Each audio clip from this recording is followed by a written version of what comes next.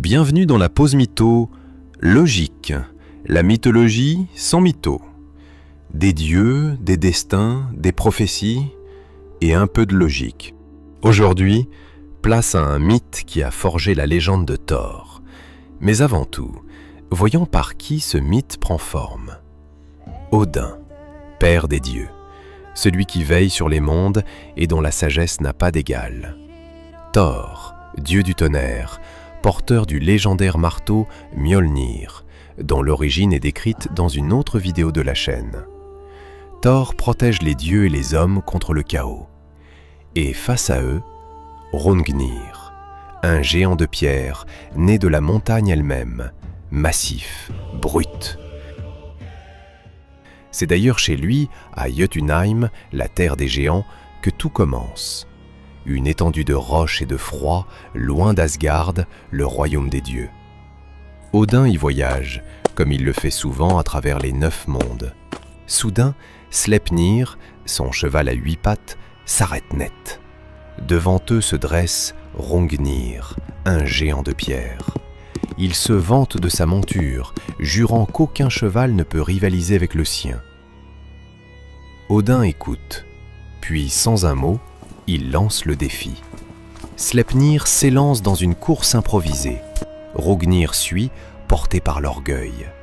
Emporté par la course, le géant franchit sans le vouloir le Bifrost, le pont arc-en-ciel des dieux qui mène à Asgard. Un géant pénètre en terre divine. Et cela n'arrive jamais sans conséquence. La tension monte rapidement. Mais Odin apaise les esprits et invite Hrungnir au banquet. L'hydromel coule à flot, et le géant commence à se vanter de sa force, se déclarant supérieur à tous les dieux. Odin l'observe silencieusement. Progressivement, le ton monte. Hrungnir va trop loin. Il parle même d'enlever Sif, la femme de Thor. Un long silence s'installe dans la salle. D'un coup, les portes s'ouvrent. Thor entre dans la salle du banquet, fixant le géant. Hrungnir, loin d'être impressionné, continue de le provoquer. Un duel est alors fixé. Il aura lieu au royaume des géants. Voulant s'assurer la victoire, Hrungnir façonne un géant d'argile et lui place un cœur de jument. La créature s'anime. Thor arrive au royaume des géants, accompagné de Thialfi, son fidèle serviteur. Hrungnir l'attend, aux côtés de sa création d'argile. Thialfi détourne l'attention du colosse, permettant à Thor d'attaquer. Mjolnir fend l'air, tandis que Hrungnir lance sa pierre à aiguiser. Les 2 projectiles s'entrechoquent. Le marteau poursuit sa course et frappe le géant, lui brisant la tête. Son corps s'écroule dans un bruit étourdissant. Le géant d'argile s'effondre, redevenant la terre dont il était fait. Le duel est terminé. Mais dans l'impact, un éclat de pierre s'est fiché dans le crâne de Thor. Il est ramené à Asgard. Une Völva, guérisseuse aux pouvoirs anciens, entreprend un rituel pour extraire la pierre. Les mots anciens s'élèvent.